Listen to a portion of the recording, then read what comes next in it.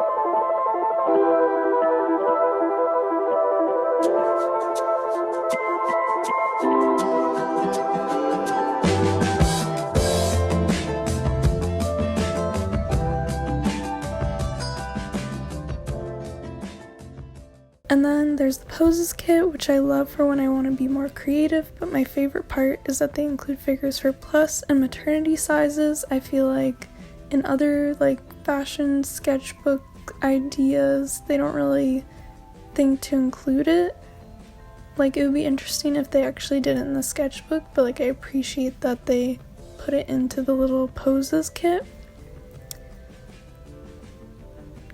And I love the technical templates. If you're a fashion student or you just work in fashion, then you'll get how useful these are. It's just really great. I've been using it for my internship to just make really quick technical sketches, and definitely recommend if you are a student or like in the fashion industry.